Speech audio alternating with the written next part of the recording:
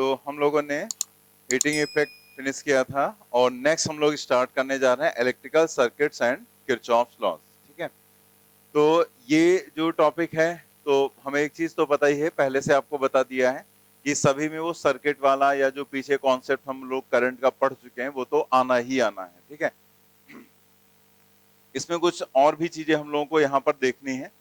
तो स्टार्ट करने से पहले जैसे जो इसका मेन कॉन्सेप्ट है, थोड़ा सा हम लोग यहाँ पर डिस्कस करेंगे इलेक्ट्रिक सेल के बारे में। लेकिन इलेक्ट्रिक सेल के बारे में जो हम लोग डिस्कस करने जा रहे हैं वो बहुत डिटेल में नहीं जा रहे हैं, जैसा एक्चुअल में सेल होता है या सेल में कैसे रिएक्शंस होती हैं वो सब हम लोगों के मतलब का है नहीं। तो पढ़ाने को उसको पढ़ा दें, लेकिन वही चीज है ना कि जो मतलब की चीजें वही पढ़ें, वहीं पर हम लोग फोकस रखें, ज्यादा ठीक रहेगा। तो जस्ट यहाँ पर थोड़ा सा हम लोग सेल के बारे में पढ़ लेते हैं। जिस तरह से हमें रिक्वायरमेंट होगी या जैसे हम लोग यहाँ पर चीजों को समझते हुए आ रहे हैं करंट क्या है, तो उसी के बेसिस पर हम लोग चीजों को थोड़ा सा डिस्कस करेंगे। तो सबसे पहले जो पॉइंट लिखा गया है सेल के लिए वो क्या है? It is a device which converts chemical energy into electrical energy and maintains the flow of charge in a circuit. जैसे हम सभी लोगों को पता है कि सेल के अंदर केमिकल ही तो होता है, और वो केमिकल एनर्जी किसमें कन्वर्ट हो जाती है? इलेक्ट्रिकल एनर्जी में। तो वही वो काम करता ही है सेल। तो वो एक तरह से जो सर्किट में चार्ज है, जो इलेक्ट्रॉन्स हैं, उसे वो एक तरह का फोर्स देता है, एक एनर्जी देता है, और उसी के कारण इलेक्ट्रॉन्स का फ्लो स्टार्ट होता है, उस फ्लो को मेंटेन करने का काम करता है। तो ये एक तरह से एनर्जी का सोर्स है, चार्ज का नहीं।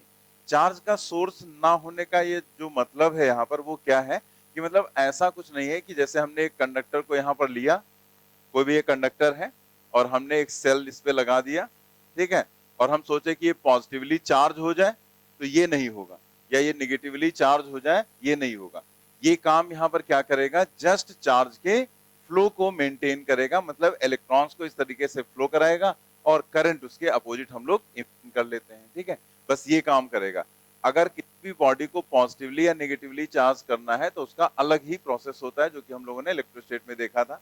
इन फ्रिक्शन के थ्रू कर सकते हैं या इंडक्शन के थ्रू कर सकते हैं, या डायरेक्ट एक बॉडी को दूसरी बॉडी से कनेक्ट करके वो हाई पोटेंशियल लो पोटेंशियल वाले कॉन्सेप्ट के बेसिस पर। ठीक है, तो यहाँ पर हम लोग जब इस तरह से कोई भी कंडीशन इमेजिन करते हैं तो इसमें हम लोग मानते क्या है? जैसे मान लिया कोई भी रेजिस्टेंस है, ठीक है, तो वो रेजिस्टेंस अगर यहाँ पर है और एक बैटरी कनेक्ट की, तो एक करंट का फ्लो स्टार्ट होता है। ठीक है, अब ये जो करंट यहाँ पर फ्लो करती है, तो हम लोगों ने क्या समझा था कि इधर से इधर क्या एक्चुअल में कुछ फ्लो कर रहा है?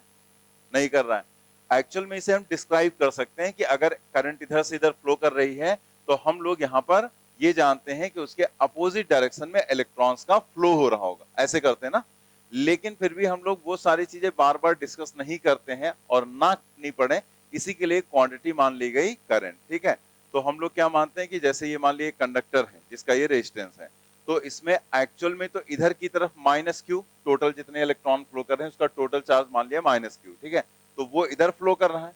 तो हम लोग करंट को समझने के लिए या करंट को डिस्क्राइब करने के लिए जितना इधर माइनस आता है, तो हम माइनस ना मानकर उतना ही हम प्लस क्यू चार्ज यहाँ पर मान लेते हैं। ठीक है, कि एक प्लस क्यू चार्ज यहाँ पर इस तरीके से फ्लो कर रहा है, यही तो हम लोग मानते हैं, और उसी charge Q divided by D को हम लोग बोल देते हैं करंट। ठीक है, तो एक्चुअल में ये समझने का एक तरीका बना लिया गया है, बाकी हमें पता तो है ही है इलेक्ट्रॉन्स ऐसे फ्लो कर रहे हैं। ठीक है, तो अब हम लोग इस चीज को बार बार डिस्कस नहीं करेंगे, बल्कि ये मान लेंगे कि अगर ऐसे करंट फ्लो कर रही है तो हम क्या कहेंगे? एक प्लस क्यू चार्ज इस सर्किट में इस तरीके से घूम रहा है, टोटल जो भी है। ठीक है, तो बार बार वही चीज डिस्क्राइब नहीं करना है, हम लोग ये बस मान लेंगे कि एक प्लस क्यू चार्ज यहाँ पर मूव कर रहा है। ठीक है, अब जरा बात कर लेते हैं सेल की थोड़ा सा। तो सेल में क्या रहेगा? जैसे सेल में एक ऐसे कंटेनर रहता है, ठीक है, इलेक्ट्रोड्स, यहाँ पर इलेक्ट्रोलाइट रहता है, और हम लोग यहाँ पर दो इलेक्ट्रोड्स ऐसे इमेजिन कर लेते हैं। ठीक है, तो जैसे घरों में बैटरी होती है, तो बैटरी में भी यही कंडीशन होती है ना। ठीक है, कि बैटरी में भी जैसे आप जो घरों में इन्वर्टर में बैटरी देखा है, सभी ने देखा होगा।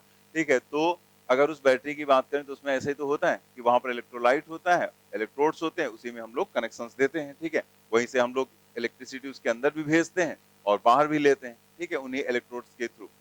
जैसे जब लाइट आ जाती है तो बैटरी चार्ज होना स्टार्ट हो जाती है, और जब लाइट चली जाती है तो बैटरी डिस्चार्ज होना स्टार्ट हो जाती है। तो ये रहता है, लेकिन उस बैटरी के अंदर ऐसी ही अलग अलग टाइप के 6 कंपार्टमेंट बने होते हैं, एक ही नहीं बना होता है, तो वो हम लोग बाद में डिस्कस करेंगे। तो कुल मिला के सेल में एक पॉजिटिव टर्मिनल होता है, एक नेगेटिव टर्मिनल होता है। जैसे मान लिया ये प्लस है और ये माइनस है, ठीक है। तो अब अगर हम यहाँ पर बात करें कि मान लिया कोई भी इन दोनों के बीच में हमने एक रेजिस्टेंस यहाँ पर कनेक्ट कर दिया, ठीक है, इस तरह से हमने एक रेजिस्टेंस कनेक्ट कर दिया। तो जब रेजिस्टेंस हम कनेक्ट करेंगे तो यहाँ पर एक प्लस क्यू चार्ज, जिसको अभी हम लोगों ने इमेजिन किया था, तो जैसे मान लिया प्लस क्यू चार्ज एक फ्लो करना स्टार्ट करता है, ठीक है। तो ये जो प्लस, जब जब भी हम ऐसे रेजिस्टेंस में कोई भी सेल लगाते हैं तो क्या होता है कि करंट फ्लो करती है। तो करंट फ्लो करने का मतलब हम उसे मान लेते हैं कि प्लस क्यू चार्ज फ्लो कर रहा है। तो प्लस क्यू चार्ज ऐसे यहाँ पर मूव करेगा, इधर जाएगा, और यही चार्ज घूमकर यहाँ पर जाएगा, प्लस क्यू वापस अपने सर्किट को कंप्लीट करेगा। तो मतलब जो चार्ज जहां से चला था उसको घूमकर वहीं पर वापस भी जाना है, ठीक है। हालांकि इस इलेक्ट्रोलाइट के अंदर ऐसे प्लस क्यू चार्ज नहीं चलेगा, क्योंकि अगर ये इलेक्ट्रोलाइट है तो इसमें आयंस आ जाएंगे, ठीक है, और आयंस आ जाएंगे तो वो आयंस का अपना एक जैसा मोशन होता है उस तरह से होगा। लेकिन हम लोग वो सारी डिटेल में नहीं जाएंगे, क्योंकि उससे फिर हमें कोई बेनिफिट अभी होना नहीं। हमें यही समझना है, डेफिनेशन भी हमारी इसी से निकलेगी। तो इसलिए हम लोगों ने जो चीज पहले से समझ रखी है, बना रखी है, इस चीज को, करंट को समझने के लिए, वही चीज हम उसी पर फोकस करेंगे, उसी से हम चीजों को समझ लेंगे। तो हम मानते तो यही है कुल मिला के, चाहे यहाँ इलेक्ट्रॉन फ्लो करे, जैसे इलेक्ट्रॉन ये जो है पॉजिटिव आयन फ्लो करे या नेगेटिव आयन फ्लो करे, कुल मिला के एक नेट चार्ज ही तो फ्लो करेगा, और वो नेट चार्ज क्या है, वो हमने प्लस क्यू मान लिया। तो प्लस क्यू यहाँ से चलेगा और ऐसे घूमकर वापस आएगा, ठीक है। तो अगर कोई चार्ज ऐसे फ्लो कर रहा है और घूमकर वापस यहाँ पर आ रहा है, तो उस पर कोई ना कोई तो वर्क करेगा ना, अपने आप तो जाएगा नहीं, तो उस पर वर्क हो रहा होगा। तो वो वर्क कौन करेगा? ये बैटरी करेगी। मतलब बैटरी अपनी जो केमिकल एनर्जी है उसको खर्च करेगी। तो एक पूरा इसे सर्किट में कंप्लीट रिवोल्यूशन देना, कंप्लीट करना, उसमें मान लिया बैटरी ने वर्क किया W, ठीक है, including the cell. Including the cell का क्या मतलब है भाई? जब बैटरी यहाँ पर इस चार्ज को फ्लो कराएगी तो इंक्लूडिंग द सेल का मतलब है कि सेल के अंदर इलेक्ट्रोलाइट है ना, तो इलेक्ट्रोलाइट भी तो एक रेजिस्टेंस ऑफर करेगा, ठीक है भाई। इसके अंदर अगर चल रहा है तो इलेक्ट्रोलाइट का भी तो एक अपना अपोजिशन होगा, वो अपोजिशन कहलाता है इसका इंटरनल रेजिस्टेंस। इसीलिए सेल में एक और टर्म जोड़ा जाता है ईएमएफ के साथ में, इंटरनल रेजिस्टेंस। तो जो जैसे ये हमने कंडक्टर पढ़ा, तो कंडक्टर करंट के रास्ते में जो अपोजिशन लगाता है उसको हम इलेक्ट्रिकल रेजिस्टेंस बोलते हैं उसका, ठीक है। वैसे ही इलेक्ट्रोलाइट जो यहाँ पर करंट के या चार्ज के रास्ते में अपोजिशन लगाएगा वो कहलाएगा इंटरनल रेजिस्टेंस। तो वो internal resistance r, small r से हम डिनोट कर लेते हैं। तो इसीलिए यहाँ पर जब डेफिनेशन दी जाती है तो कहा जाता है कि चार्ज फ्लो करेगा तो एक रिवोल्यूशन कंप्लीट करने में इंक्लूडिंग द सेल, मतलब सेल के अंदर वाला जो वर्क होगा वो भी इंक्लूड करते हुए जो टोटल वर्क होगा पर यूनिट चार्ज, उसको कहा जाएगा ईएमएफ ऑफ सेल।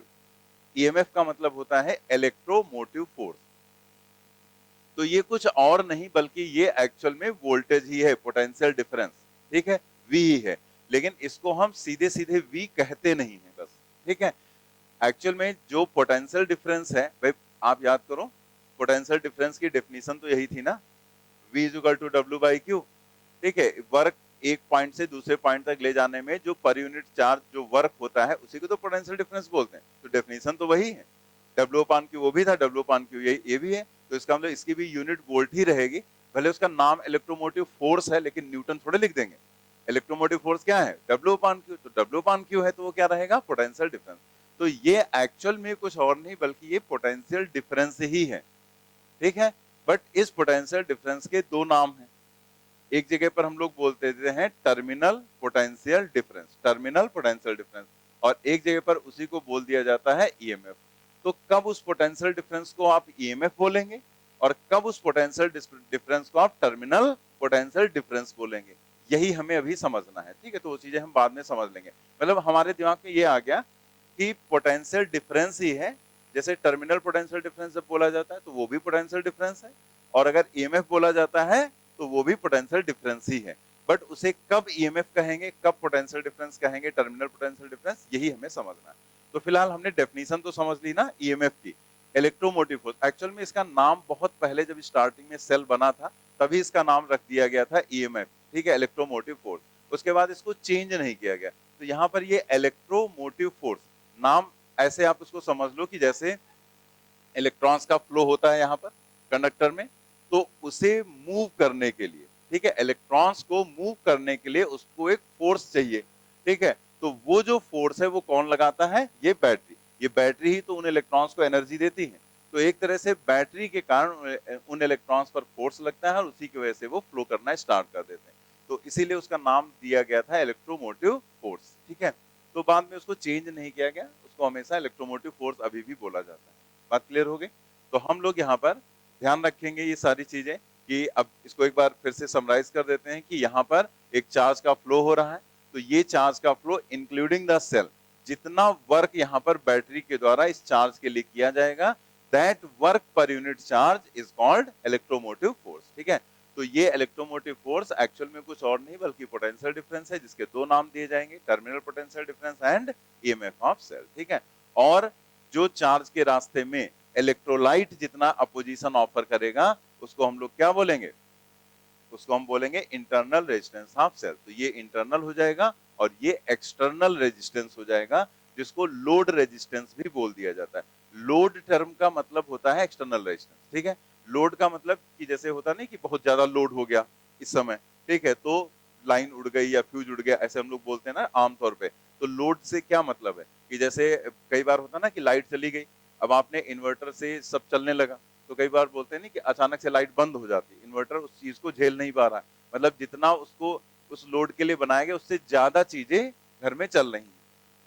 तो लोड का मतलब क्या हो गया कि जो चीजें आप यूज कर रहे हैं, इलेक्ट्रिकल अप्लायंस, चाहे वो फैन हो या वो ट्यूबलाइट हो या बल्ब हो, जो भी है, तो ये आर जो है वो एक्सटर्नल रेजिस्टेंस एक्चुअल में है। और ये एक्सटर्नल रेजिस्टेंस क्या है? लोड। मतलब आप इससे क्या चला रहे हैं, आप बल्ब जला रहे हैं कि आप फैन चला रहे हैं या कोई डिवाइस है उसको आप यहाँ पर यूज कर रहे हैं, तो उसका जो रेजिस्टेंस होगा उसको क्या नाम दिया जाएगा? लोड रेजिस्टेंस, ठीक है। तो समझ में आ गया ना इतना पॉइंट? अब बस इसी को हमें थोड़ा सा एक बार पढ़ लेना है। तो यहाँ पर ये पॉइंट तो हम लोग पढ़ ही चुके हैं कि सेल क्या करता है? इलेक्ट्रिकल एनर्जी, केमिकल एनर्जी को इलेक्ट्रिकल एनर्जी में कन्वर्ट करता है और चार्ज के फ्लो को मेंटेन करता है। और साथ में एक सेल हमने क्या बताया था कि जो सेल होता है वो एनर्जी का सोर्स है, चार्ज का नहीं, ठीक है, वो भी बताया था, वो भी लिख दिया गया। अ सेल और a battery is a source of energy and not of charge, ठीक है। आगे देखते हैं हम लोग यहाँ पर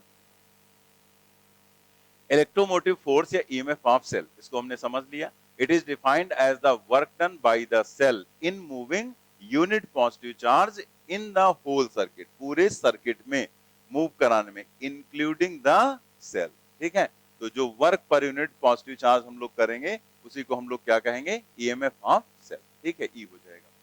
देखो यूनिट वही लिखी गई है, वोल्ट ही यहाँ पर यूनिट है। The EMF of cell depends only on the nature of electrodes and electrolyte. जो EMF है वो सिर्फ दो ही चीजों पर डिपेंड करता है, इलेक्ट्रोड पर और इलेक्ट्रोलाइट पर। तो जैसे बैटरी होती है, जो हम लोग घर में बैटरी यूज करते हैं, तो उस बैटरी में अगर आप देखो तो दो ही चीजें तो होती है, ठीक है भाई। उसके अंदर इलेक्ट्रोलाइट होता है, तो जैसे कभी कभी आप पानी डालते हैं तो उसमें क्या होता है? एसिड डाला जाता है, उसी में पानी डाल देते हैं जिससे कि उसको हम थिन रखें, मतलब डाइल्यूट रखा जाता है। बहुत कंसंट्रेट होने पर बहुत गाढ़ा हो जाएगा, तो उस कंडीशन में इंटरनल रेजिस्टेंस बहुत बढ़ जाता है, ठीक है। तो इसीलिए उसको थिन रखा जाता है। तो हम लोग वहां पर जैसे बैटरी का पानी खत्म होने लगता है तो इंडिकेटर्स भी आजकल वो आ गए ना, ऊपर रेड कलर से दिखा देते हैं कि वो इंडिकेट कर देता है कि क्या है, ठीक है। तो उसमें कोई टेक्नोलॉजी नहीं होती, जस्ट पानी में है, ठीक है, तो वो जस्ट फ्लोट करने वाली कंडीशन के बेसिस पर रहता है।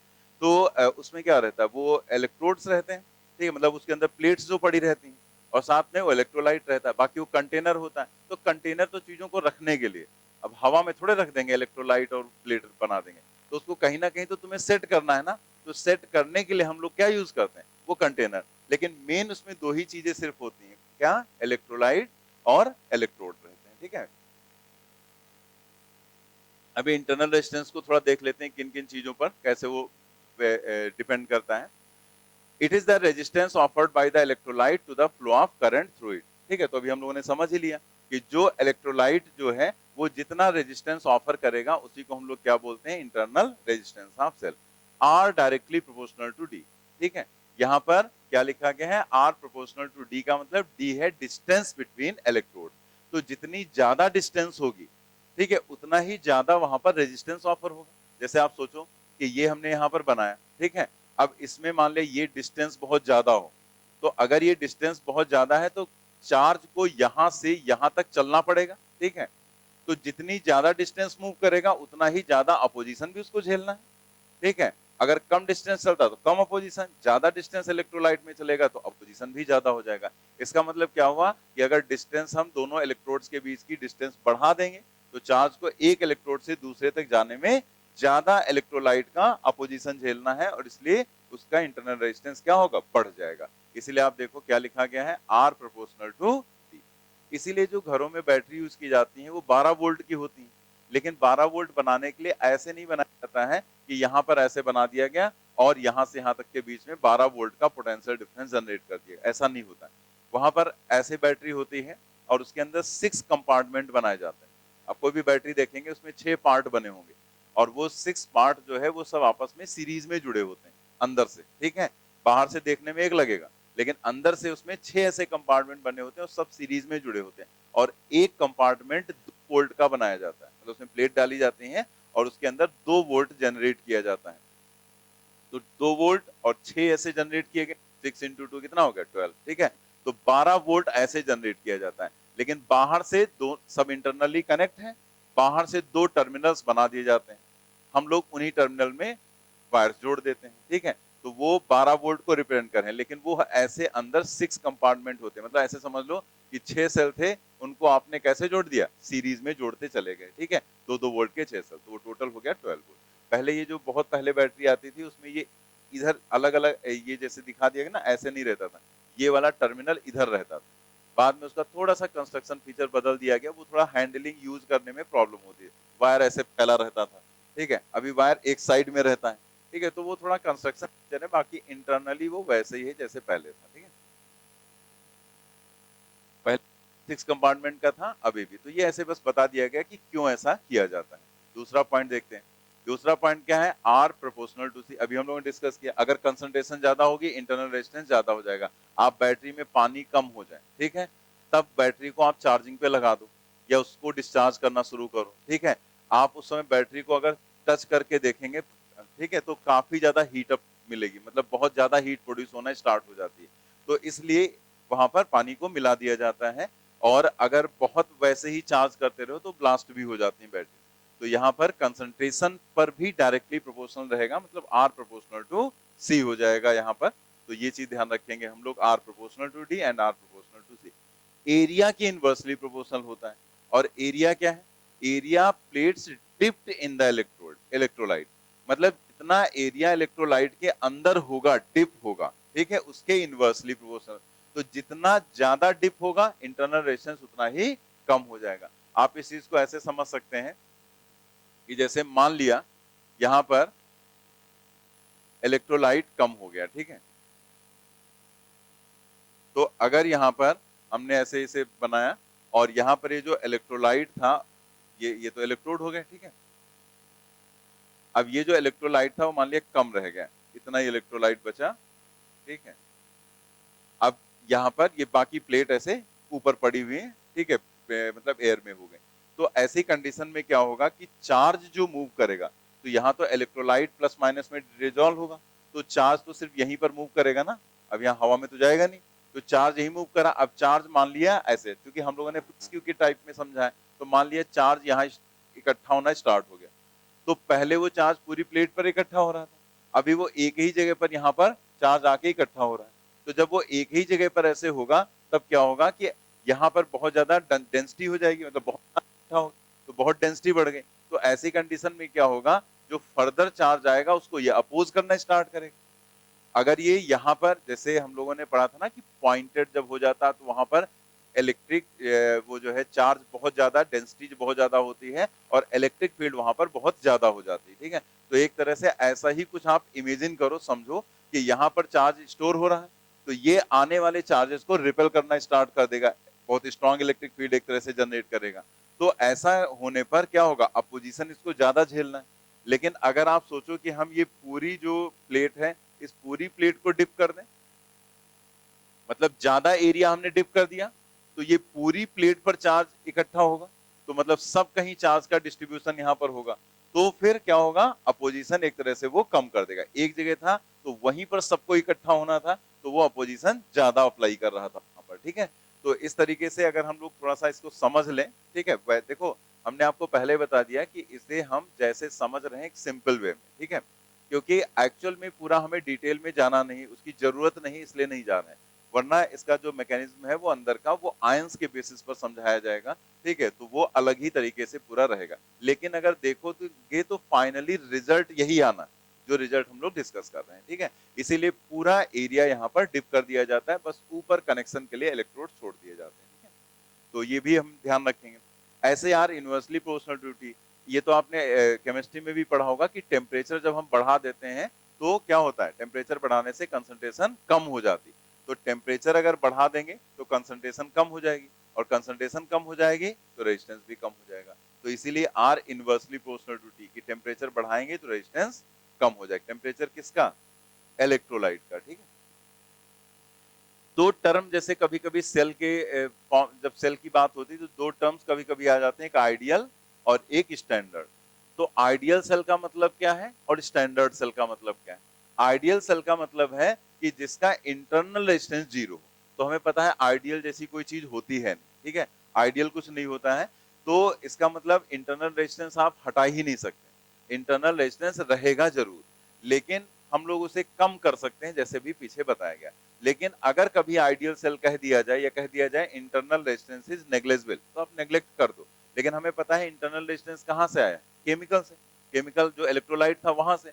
तो बिना इलेक्ट्रोलाइट के, बिना केमिकल के तो सेल का मतलब ही खत्म हो गया, ठीक है। तो इसका मतलब जब आप इलेक्ट्रोलाइट उसमें रखोगे तो इंटरनल रेजिस्टेंस रहेगा, ठीक है। तो लेकिन अगर उसने कह दिया आइडियल सेल, तो आप क्या करेंगे, इंटरनल रेजिस्टेंस उसका मान लेंगे जीरो।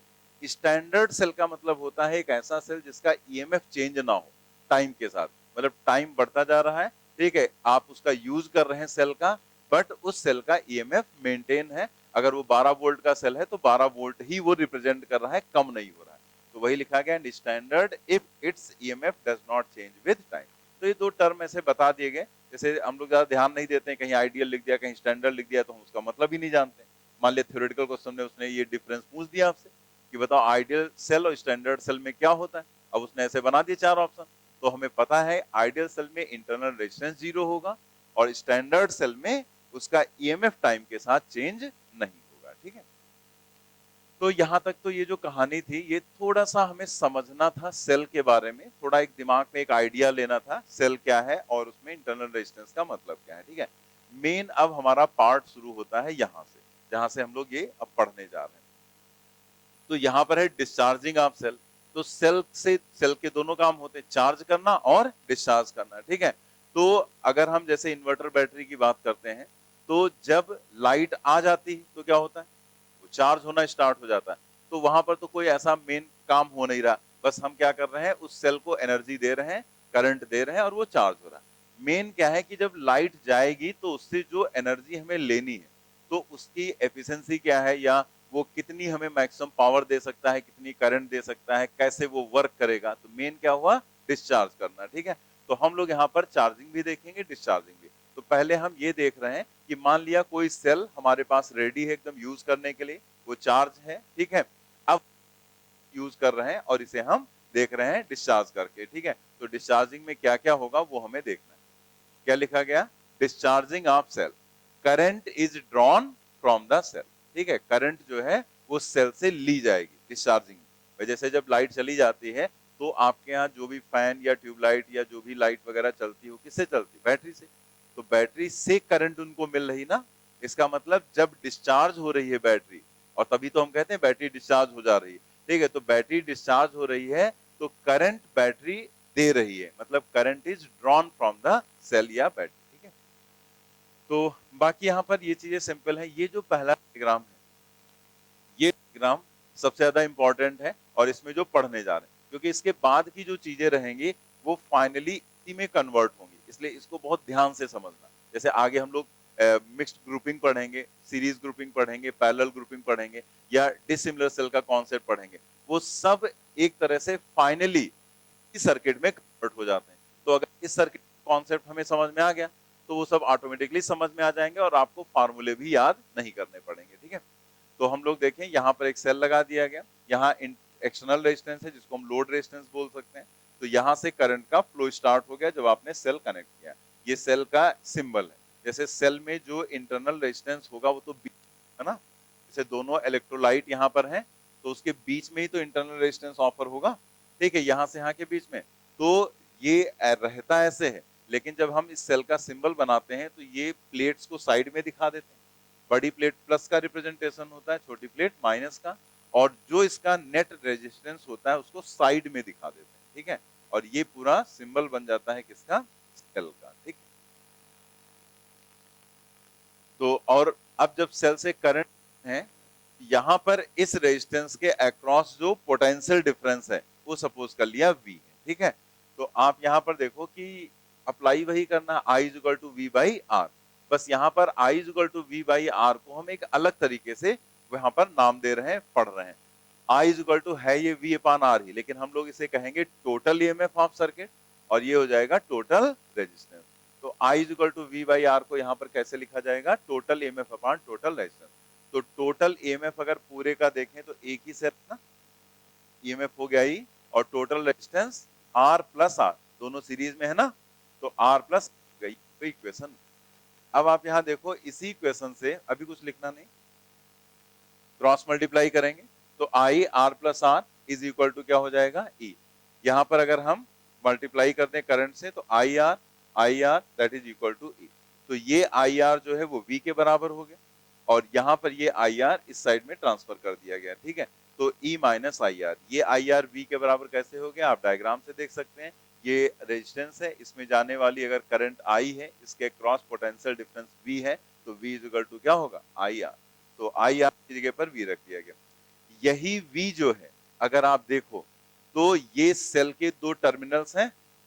जैसे सेल होता है, एक पॉजिटिव होता है, एक साइड नेगेटिव होता है। ठीक है, जो भी सेल होते हैं, तो एक प्लस माइनस, तो ये सेल के टर्मिनल हैं और ये टर्मिनल के अक्रॉस यही पोटेंशियल डिफरेंस तो है।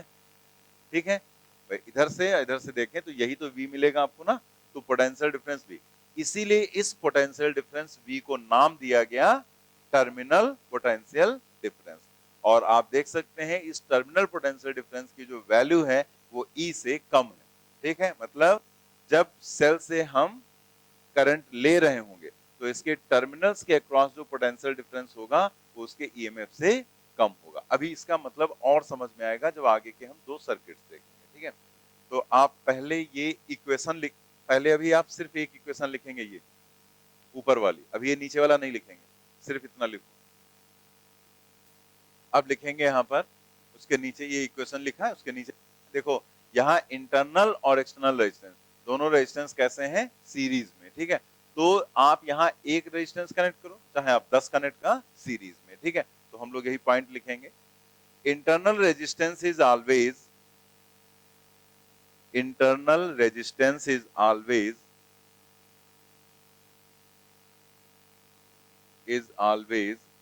in series with net external resistance, with net external resistance, with net external resistance। ठीक है, अब ये लिख लेंगे, नोट कर लिया।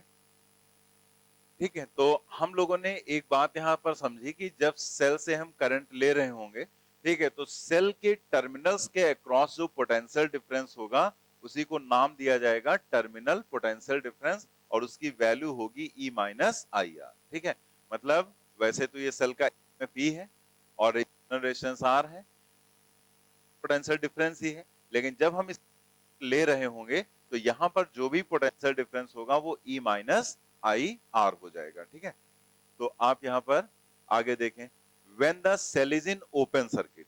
ठीक है, तो अगर सेल ओपन सर्किट में है, जैसे हमने यहाँ पर सेल लिया और ये मान लिया ये जो यहाँ पर एक्सटर्नल, ये एक्सटर्नल रेजिस्टेंस है, इसको यहाँ से हम हटा दें, तो अब ये ओपन हो गया ना, तो ओपन होने पर करंट क्या हो जाएगी, रेजिस्टेंस क्या हो जाएगा, यहाँ पर जैसे इसको हटा दिया तो रेजिस्टेंस क्या हो जाएगा, रेजिस्टेंस भी जीरो, रेजिस्टेंस इनफाइनाइट। अच्छा जैसे बोलते हैं उसको सोचते नहीं क्या बोल रहे हैं, रेजिस्टेंस हटाने का मतलब, यहां पर रेजिस्टेंस हटा दिया तो कहते जीरो हो गया। जीरो रेजिस्टेंस का मतलब है कि अपोजिशन है ही नहीं, मतलब करंट यहां से कूद कूद के जाएगी आराम से, तो करंट यहां क्या फ्लो करेगी, ये भी तुम्हें पता चल रहा है कि करंट फ्लो नहीं करेगी, क्योंकि करंट तो आप जीरो बता रहे हैं और रेजिस्टेंस भी जीरो बता रहे हैं, तो दोनों चीज कैसे जीरो हो गए। तो यहां पर रेजिस्टेंस आपने हटा दिया और इसको ओपन कर दिया, तो अगर आपने इसको ओपन कर दिया तो यहां पर इनफाइनाइट रेजिस्टेंस हो गया ना, ठीक है, तभी तो करंट जीरो हो गई। वरना अगर जीरो रेजिस्टेंस है तो जीरो रेजिस्टेंस का मतलब कोई अपोजिशन ही नहीं, बड़े आराम से करंट का फ्लो होगा, ठीक है। तो करंट यहाँ जीरो होगी, लेकिन रेजिस्टेंस जो हो जाएगा वो इनफाइनाइट हो जाएगा, ठीक है। यहां पर देख लें कि रेजिस्टेंस यहां पर इनफाइनाइट हो जाएगा, अगर ये ओपन होगा तो करंट हो जाएगी जीरो। तो ऐसे केस में जो यहाँ का टर्मिनल पोटेंशियल डिफरेंस V है वो क्या होगा, तो हमने अभी फॉर्मूला क्या निकाला, V is equal to E minus I r. तो करंट जीरो किया तो V क्या आ गई, हमने अभी आपसे क्या बताया था कि जो पोटेंशियल डिफरेंस यहाँ पर होगा वही एक्चुअल में टर्मिनल पोटेंशियल डिफरेंस है, वही एक्चुअल में ईएमएफ है। लेकिन कब उस पोटेंशियल डिफरेंस को हम ईएमएफ नाम देंगे, कब हम उसको टर्मिनल पोटेंशियल डिफरेंस देंगे। तो यहां पर ईएमएफ मतलब जो टर्मिनल्स के अक्रॉस पोटेंशियल डिफरेंस है, उस पोटेंशियल डिफरेंस को हम ईएमएफ कहेंगे अगर हम वहां से करंट ड्रॉ नहीं कर रहे हैं, मतलब वो उसका एक तरह से एक्चुअल वोल्टेज आप कह दो है, ठीक है। जैसे कोई सेल है, अब मान लिया वो सेल हमने ऐसे रखा और फिर उसके दोनों टर्मिनल्स के अक्रॉस पोटेंशियल डिफरेंस मेजर किया। तो जैसे पोटेंशियल डिफरेंस मेजर करने के लिए डिवाइसेस होते हैं, जैसे वोल्टमीटर होता है, पोटेंशियोमीटर होता है। तो या आप कभी जो इलेक्ट्रॉनिक्स का काम करते हैं उनकी अगर शॉप पे गए होंगे तो उनके पास ऐसे एक मल्टीमीटर होता है, ठीक है, देखा है, इस तरह से एक मल्टीमीटर होता है और उसमें यहाँ पर स्क्रीन लगी होती है, पहले एनालॉग चलते थे, अभी तो डिजिटल हो गए, और उसमें दो ऐसे नॉब निकली होती हैं, ठीक है, और इसी को लगाकर वो चेक कर लेते हैं। तो मल्टीमीटर का पर्पस मतलब मल्टीमीटर से आप बहुत सारी चीज चेक कर सकते हैं, ठीक है, उससे आप ट्रांजिस्टर भी चेक कर सकते हैं, डायोड भी कर सकते हैं, रेजिस्टेंस, कैपेसिटर, सेल, मतलब कोई भी वोल्टेज वगैरह सब कुछ मेजर कर सकते हैं। तो जैसे ये दो होती हैं तो इनको हम लगाते हैं, ठीक है, यहाँ रीडिंग आ जाती है कितना है। तो अगर हम इस मल्टीमीटर का यूज करें, जो एक सेल होते, जो सेल हम लोग यूज करते हैं ना घरों में, ठीक है, तो उस सेल को, तो ये सेल ऐसे रखा हुआ है, एक एक ये होता है कि उसको हमने कहीं डाल दिया, टॉर्च में डाल दिया, रिमोट में डाल दिया, तब तो वो काम करना शुरू कर देगा। लेकिन ऐसे रखा हुआ है तब तो वहां पर कोई करंट फ्लो नहीं कर रही। तो आप यहाँ पर एक टर्मिनल को इसमें जोड़ दो और एक टर्मिनल को यहाँ जोड़ दो। अब ये रखा हुआ है, इससे हम कोई करंट तो नहीं ले रहे, तो जब हमने यहाँ पर टर्मिनल जोड़े तो ये जो वोल्टेज की रीडिंग देगा वो वोल्टेज V क्या कहलाएगा, E, ईएमएफ ऑफ सेल, ठीक है। तो समझ गए, यानी कि सेल जब ओपन सर्किट में होगा तो जो टर्मिनल पोटेंशियल डिफरेंस है वो उसका ईएमएफ कहलाएगा, ठीक है, नोट कर लेंगे, डायग्राम भी बनाना रहेगा वहां बनाना। ऐसे ही अगर हम सेल को शॉर्ट सर्किट कर दें, शॉर्ट सर्किट का मतलब है कि ये दोनों पॉइंट डायरेक्टली कनेक्ट कर दिए गए, मतलब रेजिस्टेंस यूज नहीं किया, बस प्लस को माइनस से हमने कनेक्ट कर दिया, तो उसे हम क्या कहेंगे कि हमने उसको शॉर्ट सर्किट कर दिया। तो शॉर्ट सर्किट के केस में जरा देखते हैं क्या होगा, when the cell is short circuited, तो डायरेक्टली दोनों टर्मिनल्स को आपस में, अब की बार रेजिस्टेंस क्या हो जाएगा, जीरो, इस बार रेजिस्टेंस जीरो हो जाएगा, ठीक है, क्योंकि आपने क्या कर दिया, उसे शॉर्ट सर्किट बनाकर डायरेक्ट कनेक्ट कर दिया। और ये हम लोग पहले से जानते हैं कि अगर हम डायरेक्ट करते हैं तो इस जीरो, ठीक है, डिफरेंस यहाँ पर क्या होगा। अब आप यहाँ पर देखो जरा, तो इस कंडीशन में जैसे ये V जो है इसको हम क्या लिखेंगे, I इंटू आर, तो R की वैल्यू क्या है, जीरो, तो V is equal to I r, r zero, तो V is equal to zero हो गया, ठीक है। ऐसे ही अगर हम करंट देखें तो E upon r plus r था, तो कैपिटल आर तो जीरो है, तो आई क्या हो जाएगा, E अपान आर। मतलब जब हम शॉर्ट सर्किट करेंगे तो ये मैक्सिमम करंट है जो हम वहां पर ड्रॉ कर सकते हैं, ठीक है, इस सेल से ड्रॉ कर सकते हैं। तो एनसीईआरटी में क्वेश्चन भी दिया गया, वो क्वेश्चन हमने डाल दिया कि सेल से हम कितनी मैक्सिमम करंट ड्रॉ कर सकते हैं, खींच सकते हैं, E डिवाइडेड बाई आर। लेकिन होता क्या है कि ये करंट एक तरह से देखा जाए तो हम यूजफुल नहीं मानेंगे। यूजफुल क्यों नहीं मानेंगे, जैसे आप कोई सेल लो, अब उसमें आपने ना बल्ब कनेक्ट किया, ना फैन कनेक्ट किया, कुछ भी नहीं कनेक्ट किया, डायरेक्ट उसका प्लस को आपने माइनस से कनेक्ट कर दिया, तो करंट तो उसमें बहुत ज्यादा फ्लो करेगी, ठीक है, पान आर, क्योंकि कैपिटल आर जो था उसको हटा दिया आपने, तो करंट बहुत ज्यादा हो जाएगी, ये मैक्सिमम करंट होगी। लेकिन आप यहाँ का कुछ कर नहीं रहे ना, क्योंकि डिवाइस यूज ही नहीं किया है। तो लेकिन अगर क्वेश्चन में पूछा जाएगा मैक्सिमम करंट कितनी आप ड्रॉ कर सकते हैं, तो इसी फॉर्मूले से आप निकाल कर बता दें।